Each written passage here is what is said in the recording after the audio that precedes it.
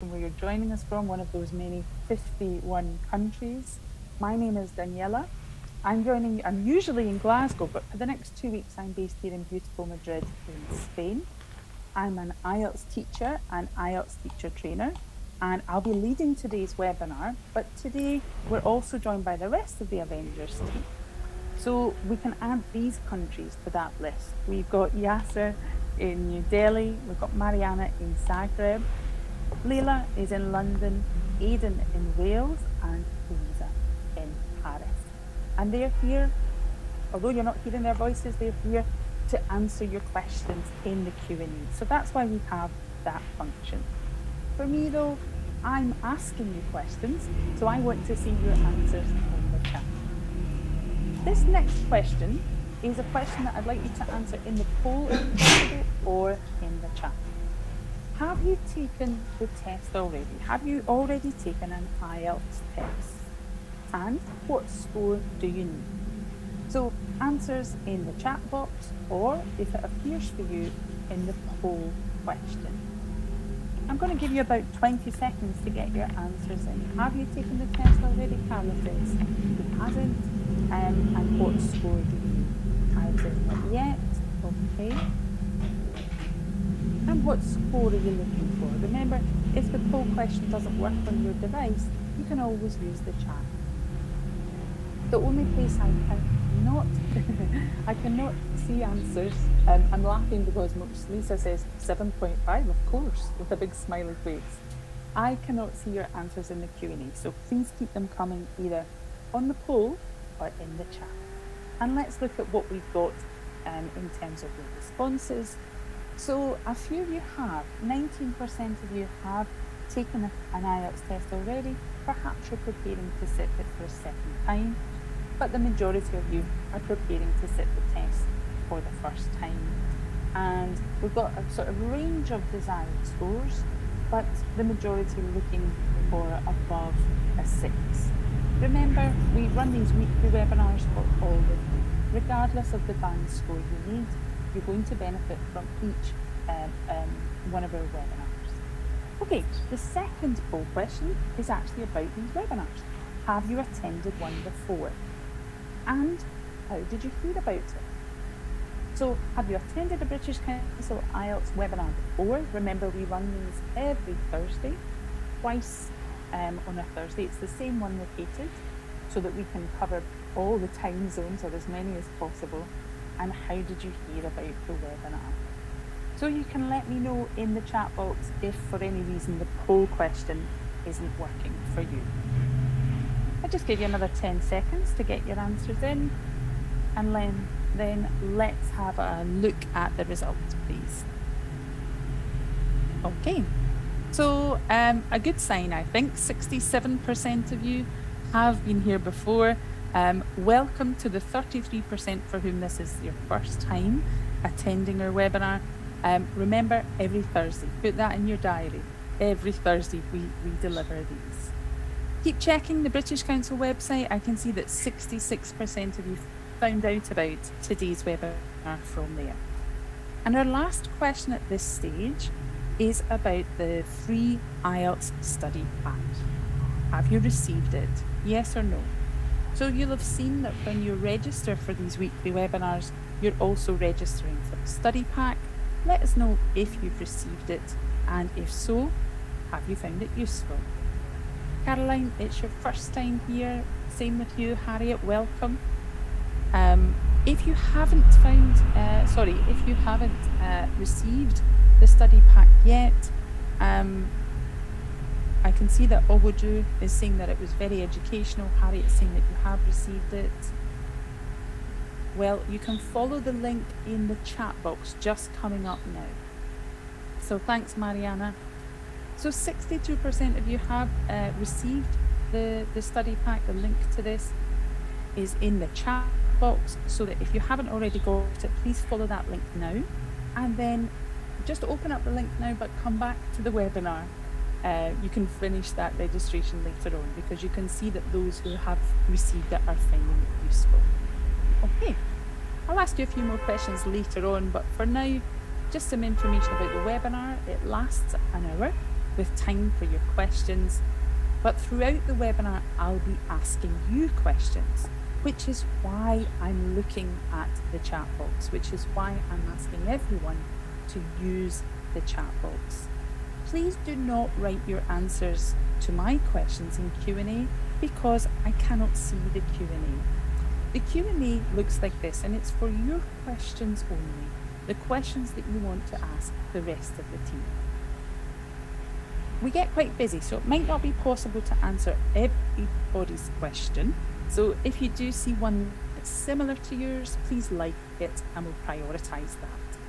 The webinar is being recorded and Zoom automatically sends you an email with the link to the recording within 3 days.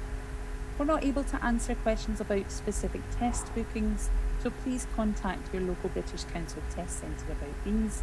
And finally, let's keep our private details private. Don't share phone numbers or personal information, and let's carry on using the chat box and being as courteous as always. We don't want to have to exclude anyone from the webinar. Okay, so that's our housekeeping done. Let's have a look at what we're going to cover today. So our focus today is another session on grammar, but specifically about making comparisons in the IELTS test. We'll look at different ways of doing this, with signposting comparisons with using cohesive devices, using superlatives, using comparative forms to express differences in quantity, and then we're going to finish off today by looking at comparisons in Task 2 and comparisons in speaking. So in the chat box, please, when do we make comparisons in IELTS?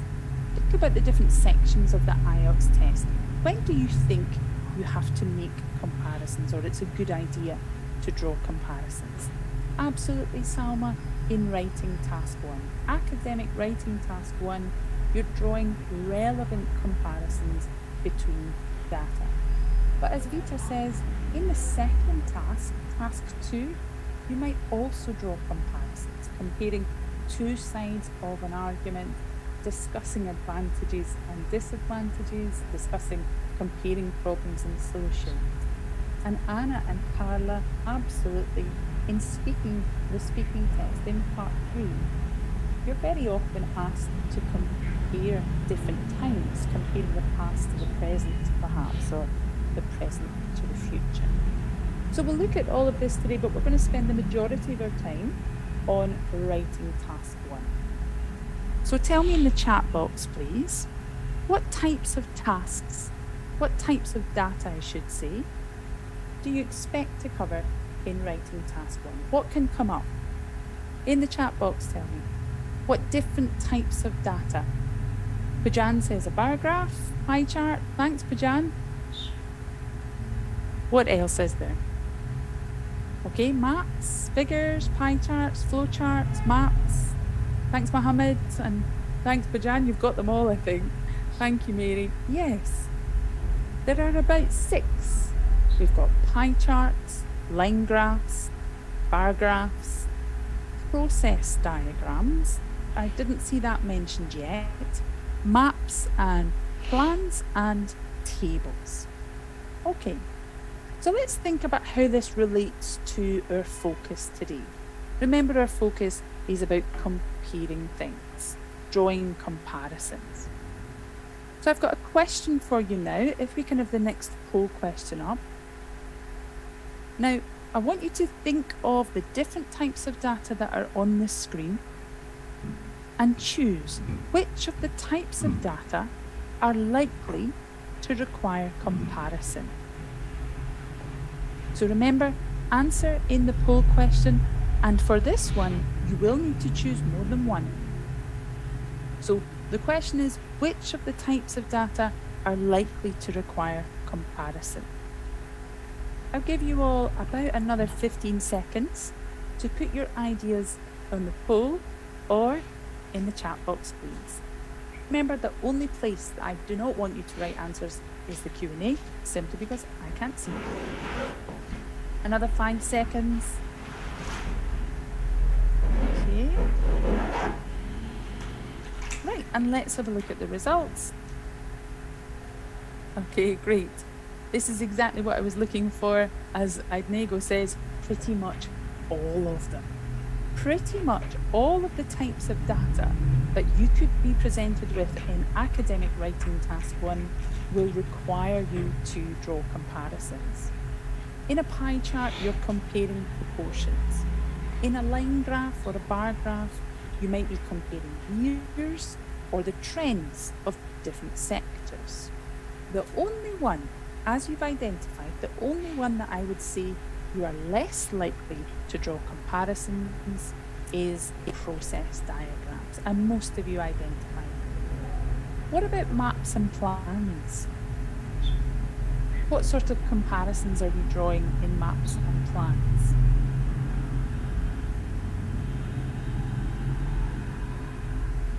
The present and the future, perhaps comparing a new and an old plan, comparing changes in a plan across 2 time periods. And in a table, you're likely to be comparing fields of information. So what we're about to cover is going to help you with all of the task types, perhaps the data types, I should say, apart from perhaps process diagrams. So let's get to it. Let's look at a sentence taken from a response to writing task 1. Tell me in the chat box, what type of data is being described? What type of data is being described? Thanks, Pujan. Thanks, Deborah. In the chat box, remember everyone, any answers in Q&A are lost because I'm not able to see them. Absolutely. So I'm looking for the type of data, and Joseph, Aya, Bright, you've all got it. It's not a process, James. It says in the first line here, pie charts. Absolutely. My next question, remember, answers in the chat box, please. Which part of the response is this sentence taken from? Which part of the answer is this sentence taken from? What do you think? There's a clue at the start. Well done, Salma. That's it, Vita. And Tuan. Abdul Khalek. That's right, this is our overview.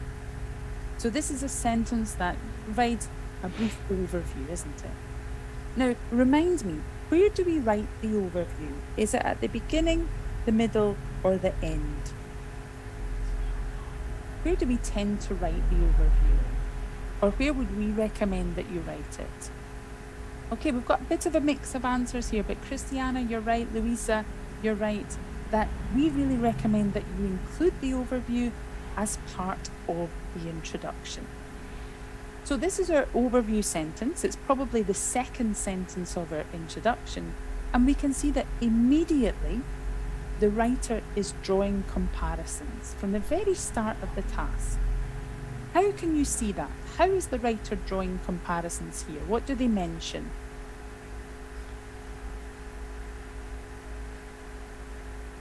Okay, Gerald? Okay, that's it, Pujan. It's in this final part where the writer talks about same purposes, talking about similarities, and also very different extents, talking about differences. Okay, in the chat box, well done everybody, you're getting your answers in here, but my next question I'd like everyone to answer in the chat box, please. How is the writer connecting these ideas? What word does he use to connect these ideas? Absolutely, it's that simple word, but so useful, to connect, a cohesive device that connects these comparisons. Great. So from the beginning of writing, the writer is drawing comparisons. It's what's required for the majority of data types in task 1. Would you like to see the pie charts? Yes, Meseret says, okay. Well, I'm obviously going to give you a task. I'm not just going to let you just look at them.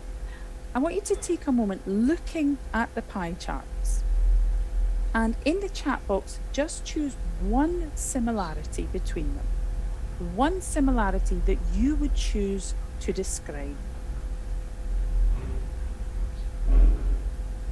in the chat box, please, which portion of the pie chart would you choose to describe? Emma, I agree with you. Nefeli, absolutely. Could you tell me why you've chosen that, Nancy? Just one. So I've asked you just to choose perhaps the most striking similarity between them. Okay, well done, Mira. You're already doing what we're going to work on today. A lot of you have chosen games. Games, which is 35% and 50, for smartphones and 57% for tablets. Now, let's read an excerpt of the writer's response. And I just want you to find, did the writer choose the same as you? Let me know.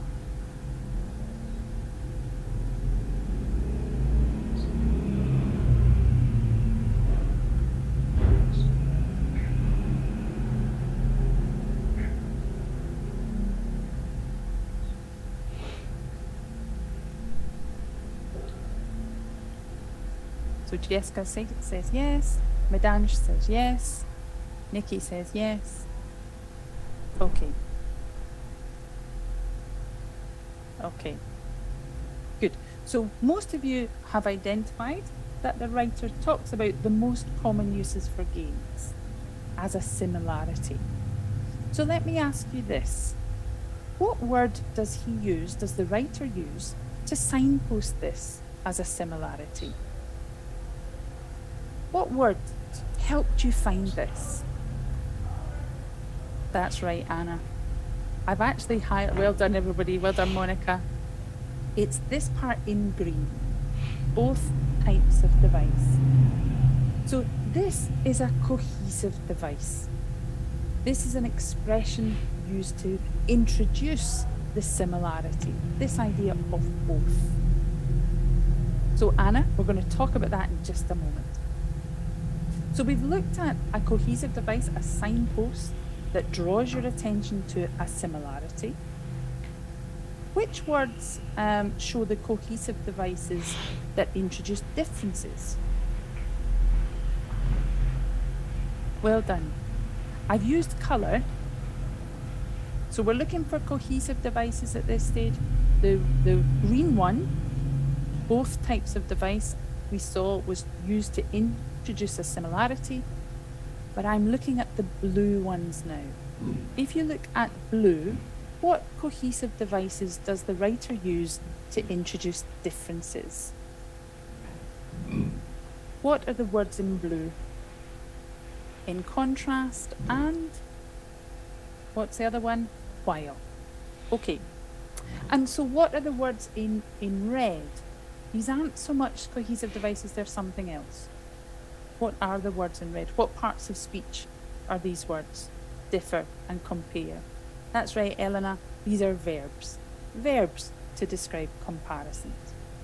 But in our webinar today, we want to focus today on the cohesive devices, those words in green and in blue.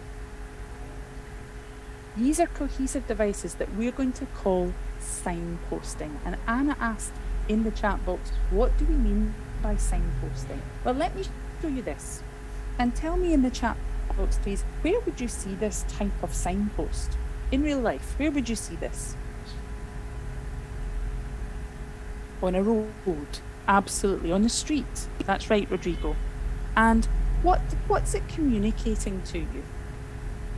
What's it telling you? Turning left, okay, directions, Jessica says. Absolutely. It's specifically telling you to take a left turn. It's giving you a sense of the direction of travel.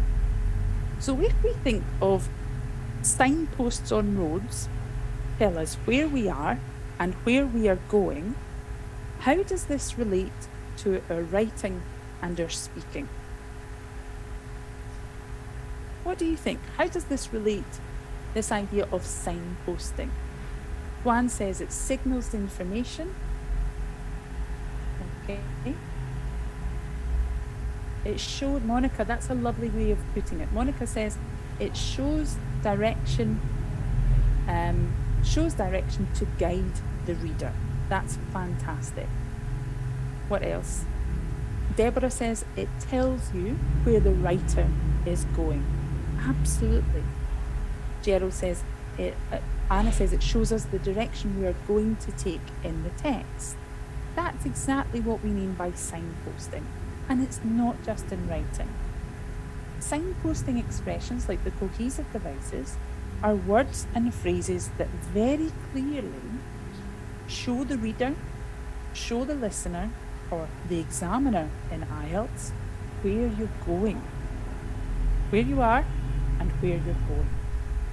In the chat box, please remind me, what were the examples of signposting cohesive devices that we looked at? What were the 3 examples that we had in the text? That's right, Anna says in contrast, Salma and Monica says while, and there was something else. Both, that's right. We're just going to do a very quick practice. Do you want to do a practice task? Yes? Okay, sure, great. Okay, well, remember we're using those same cohesive devices. While, both, in contrast. What I don't want you to do is I don't want you to rush this. Read the sentences carefully and complete sentences 1, 2, 3 using one of the cohesive devices. Put your answers in the chat. You have 1 minute to do this.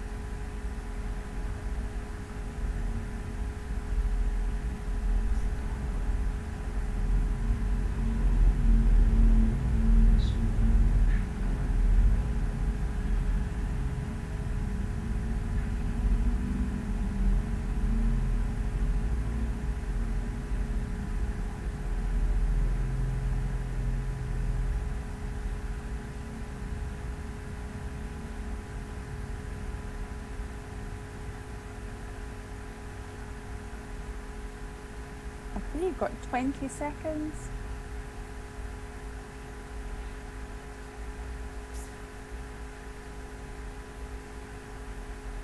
Okay, get your answers in the chat if you haven't done so already. So answers 1, 2 and 3 in the chat. Remember, not Q&A.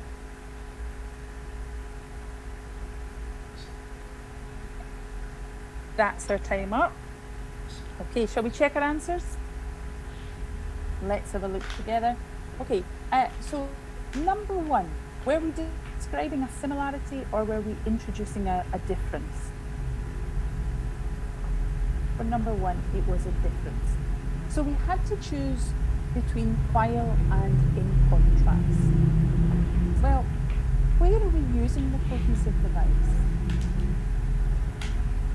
Look at the punctuation.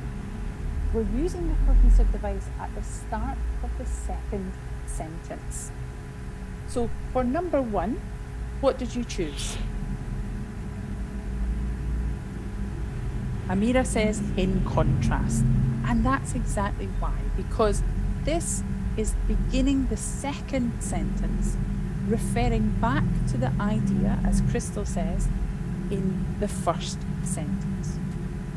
Number 2, both, because we're describing a similarity, but you'll notice that number 3, we begin with while because we have 2 ideas in the same sentence. What separates the idea in number 3? Adriana, look at this. What separates the 2 ideas in number 3? A comma. So the difference between number 1 is we're looking at 2 sentences, and number 3, it's 1 sentence separated. You got it now, Adriana, that's great. Separated by a comma. Well done. Did anybody get 3 out of 3? 1 out of 3, 2 out of 3? Well done, well done. Don't worry if you didn't quite get them all. Remember, you will get the link to the recording. You can do this again. Alma, that's a good question. Remember, everyone, please do not put answers in Q&A. Q&A is just for your questions for the team. I'm going to keep using the chat box, and I'm seeing everybody's answers in the chat. So that's us dealt with cohesive devices. What do you think? Do you think if you use these in your own writing, do you think it will make it clearer to the examiner that you are drawing comparisons? Yes, I think so too. I think it's a very good idea to start using. You don't need to use that many of them, But what it's doing is it's drawing attention to the fact that you are drawing comparisons, which is very often what's required in writing task 1. Shall we move on? Yes, let's go for it. I'm going to show you a different task. This is a completely different task. So we're saying goodbye to the pie charts and we're now looking at this. What type of data is this? Tell me in the chat box, please remind me, what type of data is it? You're right, Rahma, it's a table. Now we've just got one table on the screen. Are we comparing it to another chart? Are we comparing it to another graph? No, Mandeep says. No, we're not, Agnes. So how do we make comparisons here? Within the table. Okay. So look at it. What are we comparing here? Richard, let's be specific, not just rows and columns. What are we comparing? What information is contained in the table? Leisure activities and age groups. Fantastic. Okay. So I'm going to give you just a moment to look at this table. And I have a question for you. My question is, overall, what was the most popular leisure activity? Overall. So not for any one specific age group. Overall. What was the most popular leisure activity? Remember, answer in the poll question if you can. If not, you can keep using the chat box. The only place I cannot see answers is in the Q&A, so just keep away from there for now. Okay, unless of course you've got any questions. I'll give you another 5 seconds, but I'm very happy with the answers I'm seeing in the chat. So remember the question that's on your screen now. What was the most popular leisure activity? Alua, you've got it. Hanso, you've got it. Most of you have got this. So let's have a look at the results. An absolutely whopping 92% of you chose watching TV. Absolutely. Could you write that as a sentence, please? So in the chat box, I would like a full sentence. We're using superlatives now. Remember what the question was. The question was, what was the most popular leisure activity? Mert, this is the chance for you to practice writing. So give me the full sentence. That's right, Andre. That's exactly what I'm looking for. Everybody, this is your chance to practice and get some feedback. So not just one word, not just 2 words. Give me the full sentence. Carla, it's not about you. It's about the table. Very good. Well done. So I'm going to get you to write quite a few sentences before we finish today. So I'm really, really pleased to see that a lot of you have started writing really accurate sentences using the superlative form. And a lot of you have the exact same sentence as me. Watching TV was the most popular leisure activity. Good. Looking at my sentence, which is very similar to a lot of yours, but let's analyse my sentence. Tell me, what's the subject of the sentence? What's the subject? Isolate the subject for me. Thanks, Kirsty. It's watching TV. Watching TV. What's the verb? Was. Good. Now, no, let me ask you, why am I using the past tense of the verb? You're right, Maria, it's the verb to be, but why? Why is it in the past? Absolutely, because the table of information is from 2011. So our verb has to match that, doesn't it? So this was the structure we've used here. The subject, as is very often the case, is not just one word. It's a phrase. It's a noun phrase taken from the table. The verb be because we're using a comparative adjective. Sorry, a superlative adjective. But the important thing to remember here was that the verb be has to match with the tense. So the verb be was in the past. In the superlative, what a lot of people sometimes forget is the article. But we're using superlatives to describe the most popular, maybe the least popular type of activity. So we finish with another noun phrase. So we're using a superlative here to pick out the most popular, the least popular, the highest, the lowest, the most striking feature. So where might you use a sentence like this? In your response, in task 1, where would you use a sentence like this? Which part of your answer?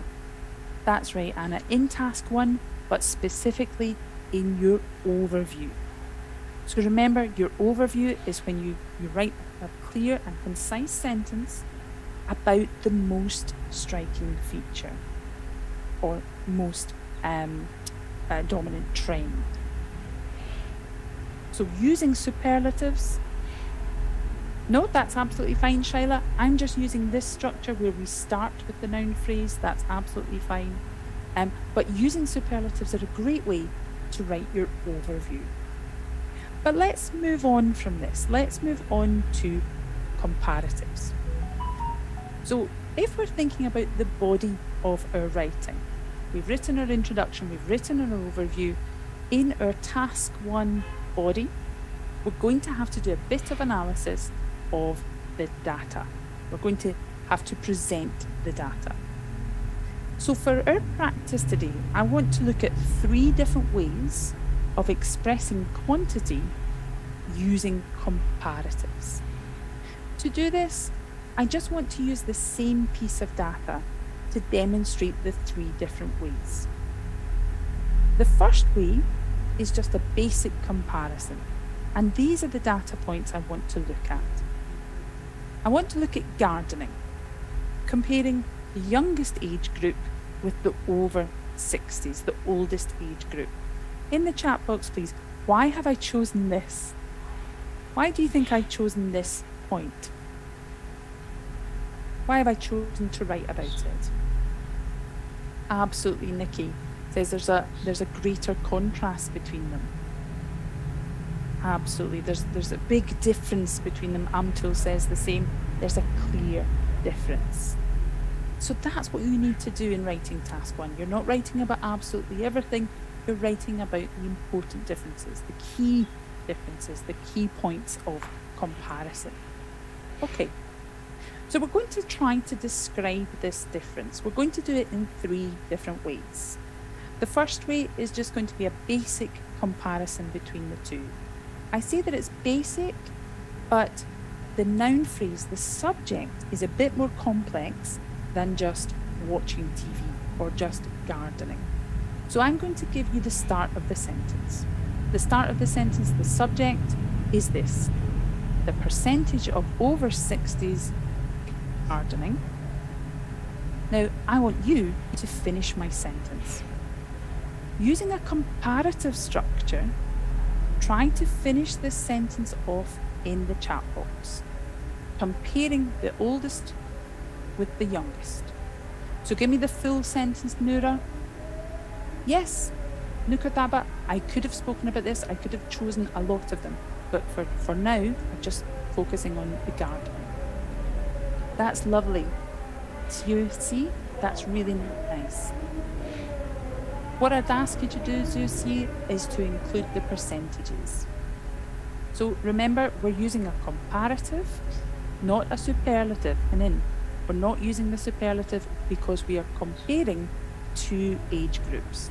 We're comparing the percentage of over 60s gardening to the youngest age group.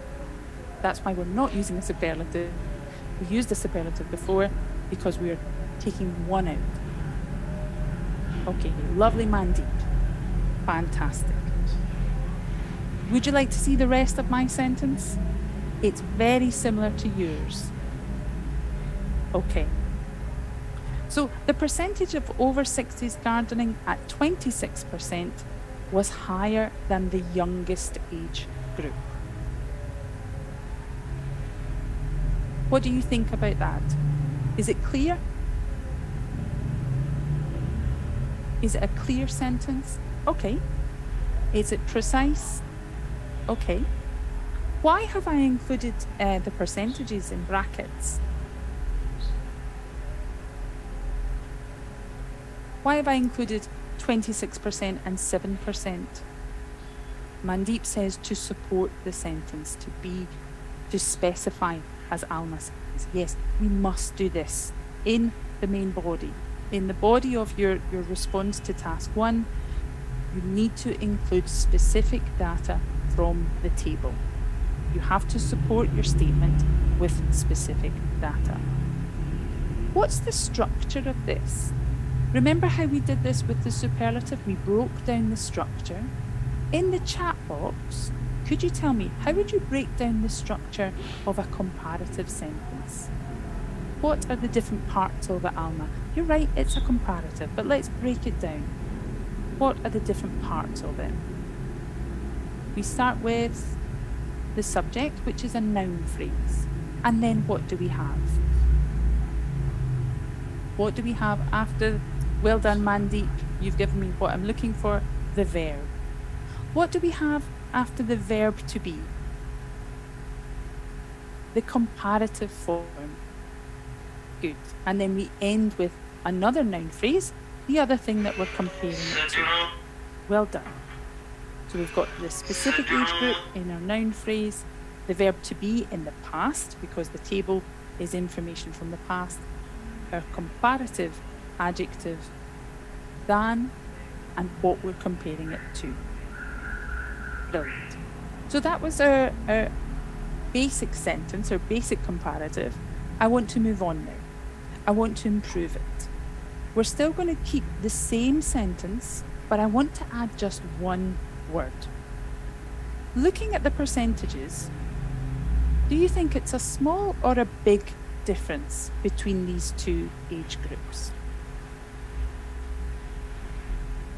A big difference. Okay, so what word could I add in to demonstrate that, to clarify that? We wouldn't use the word big.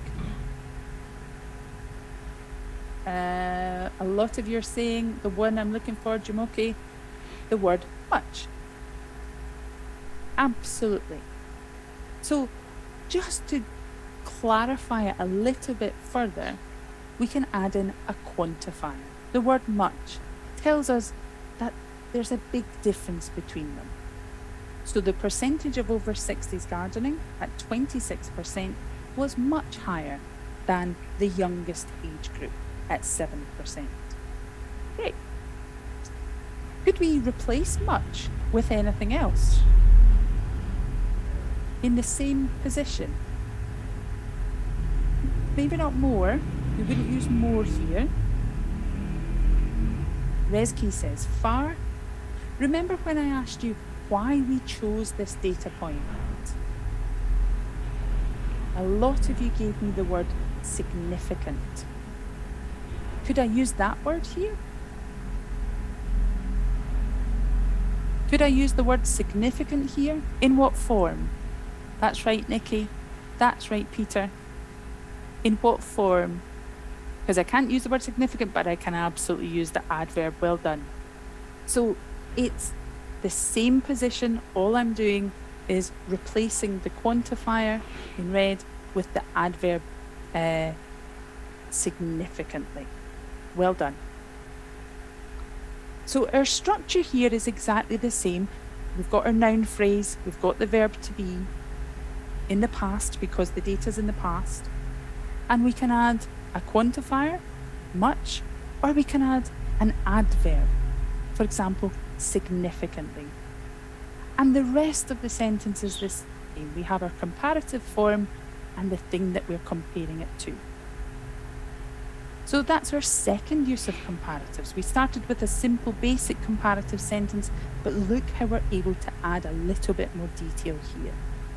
just with the addition of much or an adverb, we're able to show the degree of difference between the 2 points we're comparing. We've got one more. Shall we move on to our third and final use of comparatives? Yes? Okay, thank you. Right, so this one, I'm not going to give you quite as much help, but I'm going to ask you a question first. In this third version of how to use comparatives, our sentence structure is going to stay exactly the same, but we're going to replace that red word, the word, where we use much, where we use significantly, by actually specifying the difference between the two. What I mean by this is, let's everybody look at the data points, the percentages. For the youngest age group, 7%. For the over 60s, the oldest age group is 26%. Now we've said that that was much higher. We've said that it's significantly higher, but listen and answer in the chat box, please. Is this double, 3 times, or over 3 times higher for over 60s? Well done, Anna. Well done, Poojan. Well done, Rodrigo. Your maths is fantastic. Well done. Everybody's doing very quick mental arithmetic. I love to see it. Love it. Well, I want you now to rewrite our sentence. This time you're going to use that quantity, over 3 times higher, in the place of much, in the place of significantly. I'm not going to help you this time. I want you all to write a full sentence in the chat box, please. Thanks, Miriam. What I will remind you of, Miriam, is you need to include the data. You need to include percentages. Ayub, this is your opportunity to write a full sentence. So give me the full sentence. We're using the same structure that we've seen on the previous examples. Well done, Nikki. That's perfect. Remember, everybody, include the data, include the percentages in brackets. Okay. As you see, you need to include the percentages for both, not just the over 60s. Well done, Linda. That's absolutely perfect. Well done, Anna. Perfect. All of these are fantastic sentences. You should be really pleased. Really, you should be pleased. Any more? Get your answers in the chat box, please. Remember to support your sentence with the data, with the specific percentages in brackets. Okay, would you like to see my sentence? It is almost exactly the same as yours. Mine is no better than the ones that I'm seeing in the chat box. The percentage of over 60s gardening at 26% was over 3 times higher than the youngest age group at 7%. Our structure is exactly the same as before. Our noun phrase as the subject, the verb be, and here in red we've got the quantity before our comparative expression and the noun phrase. You should all be really pleased with those sentences, and I hope that you're writing them down elsewhere. But before we move on, would you like one more practice of this? Well done, Christine. Okay, let's do another practice. Again, we're going to use the same table, but this time you're going to look at other examples, other leisure activities, and other age groups. I've written 3 sentences that I'd like you to complete using the words in red, using the quantities. You've got 1 minute to do this. Please put your answers in the chat box. Label your answers 1, 2, and 3. Your time starts now.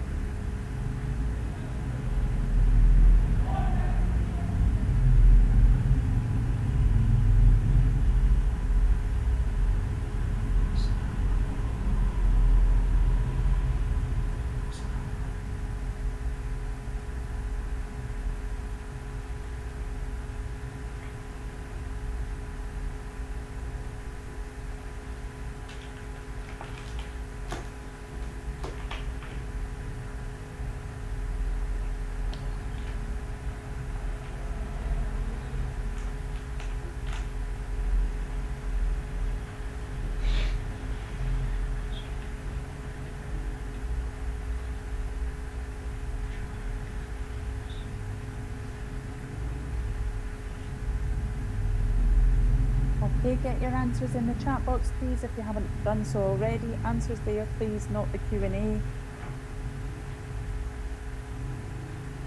that's our time up, I'm afraid. Okay. So 1, 2, and 3. Can you tell me how many did you get right? Did you get all of them right? Did you get 2 out of 3? 1 out of 3? None out of 3? Well done, Deepak. You got them all. Congratulations. Yes to all of them. Well done. So many of you are getting these correct. That's fantastic to see. All 3 correct. Well done, Shad. Congratulations, Octavio. So when you get the link to the recording, what I would like you to do is to pause here. So this is me talking to your future self. Pause at this stage. Write some more examples. Try to write a few more comparative sentences. Look back at the structures we've practiced and try to write a few more. Well done, everybody. We've spent quite a lot of time looking at tables, but remember, all of these structures can be used in any type of data in task 1, apart from processes, perhaps. So tell me, just remind me, what types of data do we have here from task 1? In chat box, A to D, what types of data are on your screen? Yeah, we've got pie charts. What's the next one? Bar charts, and then line graph, and finally, what's the last one? Maps. Spot on. So what I'd like you to do is I'd like you to match sentences 1 to 4 with the type of data that they describe. I'll just give you not very long, about 20 seconds to do this. So you're matching sentences 1 to 4 with the type of data they describe. 20 seconds.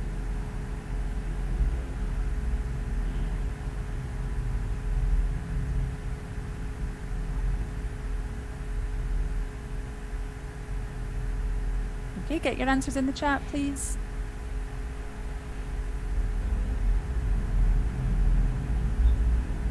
Great, well done, B. In the chat, please. That's our time up, I'm afraid. I know I didn't give you lots of time, but let me show you the answers. So we matched the line graph with number 1. In number 1, what examples do we have of the methods of drawing comparison? In number 1, can you see an example of a method of drawing a comparison that we've covered today? That's right, Rahma. That's right, Pujan.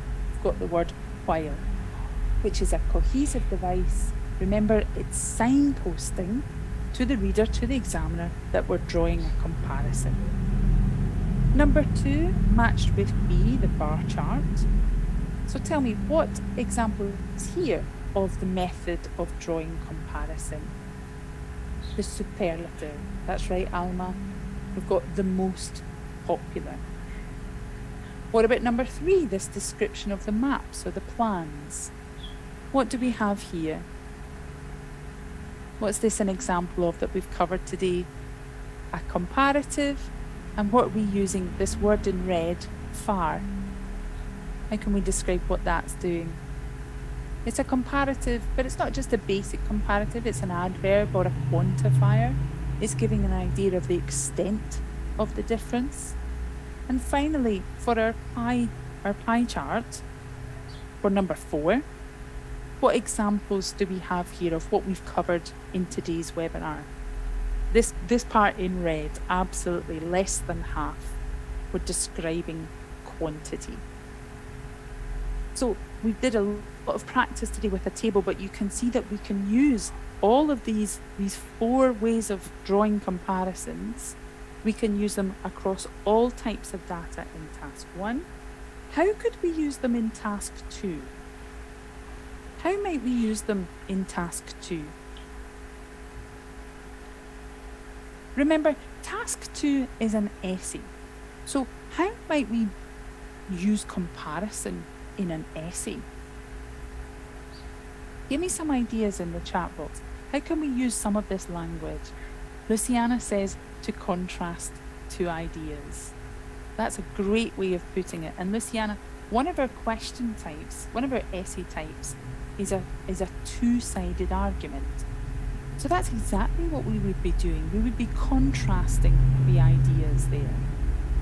Another type of essay is problems and solutions. So we might describe the most effective solutions, or we might compare the importance of problems and the effects of problems. Messeret says we might be comparing advantages and disadvantages. Let me show you some example sentences taken from each type of essay, and let's see how the writers have done this. So we're going to do the same as we did before. In the first sentence, taken from a two-sided argument essay, can you see any comparative structures that we've looked at today? Okay, Octavio, Nikki. Yep, great. Thank you for the examples. What about the second one, problems and solutions? Can you read it and tell me, are there any examples of the types of comparative structures we've looked at, we've practiced today? Well done. I am going to show you answers. Don't worry if you're not sure. I'm about to show you answers. I just want to get your ideas in the chat box, like Alma and Martina. And finally, what about the last one? Taken from an opinion essay about advantages and disadvantages. What do you notice here? Well done, Elena, Rodrigo, Nivediti. Sorry if I've mispronounced your name. Absolutely. So you can see here, in number one, are more motivated, can be even more successful than. What's this an example of that we've covered today? What is it an example of? You're right, Christine. Are more motivated, it can be more successful. It's not a superlative, it's a comparative. A basic comparative sentence. What about in the example from problems and solutions? The most effective ways. What's this an example of? That's right, Pujan, Shaila, Mira. It's a superlative, isn't it? You're right, spot on. And finally, looking at the example from an advantages and disadvantages or an opinion essay, what do you notice? Miriam, absolutely, that's what I'm looking for. We've got two things here. It begins with while. What did we call that type of language? While. Cohesive device. Pujan says a contrasting word. Okay, that's signpost. Signposting to the examiner. Hello, yes, I'm writing a comparison here. Absolutely. And for good measure, I've added in far outweighed. We've got a little example here of an adverb and verb of comparison in red. So what do you think? Would you be able to use these expressions, use these structures in your own writing for task 2? Do you feel you could use them? I think so, Linda. The lovely sentences that you gave me in the chat box earlier on for task 1, it's the same structure that you're using in task 2. Finally, let's think about how this relates to speaking. When do you think we would use comparisons or draw comparisons in speaking? What types of questions do you think you might get in part 3, for example? Yes, Mohammed. What, can you think of any examples of types of questions that would require comparison? Opinion questions, great. Because that's exactly what part 3 isn't it? It's a debate. Plexeria says, well, it's a discussion, isn't it? Contrasting two ideas, Patience says. Okay, right. Well, let me show you a real example. This you can look up in detail later on. This is taken from the examples on our YouTube channel, IELTS Official. The question that the examiner asks is this: what do you think are the most popular hobbies in your country at the moment? What do we see here? What have we got in the question that we've covered today? A superlative. Great. What's your answer? In the chat box, please tell me your answer. What do you think are the most popular hobbies in your country at the moment? Remember, we've just spent 1 hour practicing the language of comparatives and superlatives, so please give me sentences. It's not enough just to give me a phrase. Give me a full sentence. Let's get some language going. Well done, Mert. Cycling is one of the most popular hobbies in Turkey. Well done, Mira. The most popular hobby in the country is, I've missed it. The most popular hobbies, okay. Linda says, I think the most popular hobbies in my country are listening to music and watching TV. Does anybody else want to try, perhaps by using a synonym, so that we're not just repeating the most popular hobby? Does anyone else want to try? Dancing, love it. Okay, everybody's saying TV. Well, let's look at what this test taker response is. So watching football is by far the most common hobby in my part of the world. So they're using a superlative and they're trying to use synonyms. They're trying to paraphrase the question. The examiner might also ask you to draw comparisons in time. So how do you think this will change in the future? And how does the test taker use comparative language here? What comparative language is used here? Can you see any examples? Well, every year we learn more, adopt a wider variety of sports and hobbies from different countries and cultures. So I think there will be greater diversity in the types of recreation in future years. The examiner's using, the test taker, the speaker is using lots of comparative forms. Okay, we've just got 2 minutes before we finish. So just as a reminder, remember to use cohesive devices to draw attention and connect your comparisons. Use superlatives to describe major trends or most striking features in your overview. Use comparatives to describe data in task 1. Remember to include the percentages or the figures of data.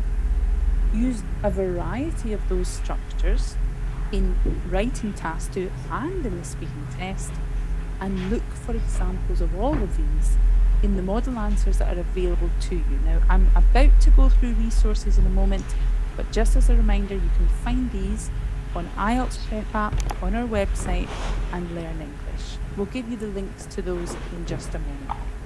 This is a reminder of forthcoming webinars. I'll be back next week with a webinar on reading, looking at table and flowchart completion. Sign up to our webinars at takeielts.org. You'll also make sure that you follow the link to the self-study pack. The information about the self-study pack is on your screen at the moment, but I would just like to ask the team, who have done a sterling job today answering all of your questions in Q&A. Is there any question left from you? Hi Danny, we've got one question left for you, and it's from Dean, and Dean's asking, can we still get a higher score if we use simple words in our answers to task 1 and task 2? Hi Dean, I think that's a really important question. But what do we mean by simple words? What we don't want to see is too much of a repetition of vocabulary. We want your language to be clear. We want your language to be concise, particularly in writing task 1. So simple words can help you with that clarity, can help you be concise with language. But we do want you to be specific and show a range of vocabulary. So avoid repeating too many of the same words again and again. What will really help you, Dean, with your vocabulary is looking at those examples, looking at sample answers, model answers. Mariana is going to post a link in the chat box for everybody right now to the full response from Learn English of the pie charts. Remember, we looked at the pie charts at the start of today. If you follow the link, thanks Mariana, I'd like you to look at how the writer uses vocabulary and how they avoid repetition. Thanks, Dean, and thanks, Louisa. We're unfortunately running out of time, so I'm just going to quickly remind you of the resources available. You can find all of these links coming into your chat box right now, but if you have to rush, we understand. The most important one is take IELTS.org, because that will lead you everywhere else, including the on-computer familiarisation test if you're thinking about sitting the test on a computer. The Take IELTS official page, they have a Facebook session tomorrow, a Facebook live session, where you can ask your question of the IELTS expert, so do join that. You can also follow the link to Road to IELTS for further practice tests and activities. The IELTS Prep app has some model answers, so have a look there. See how the writers use comparative forms. You'll find books and study guides on takeielts.org, and just another reminder, learnenglish.britishcouncil.org is a great place for you to practice vocab, grammar and skills, and it's also, if you follow the link that Mariana is very kindly keeping up with, posting in the chat, you'll see the full response about the pie charts that we looked at today. Well done everybody on your example sentences, they were fantastic. Keep it up, good luck if you've got your test coming in the next week. Looking forward to seeing you again, same time next Thursday. Bye.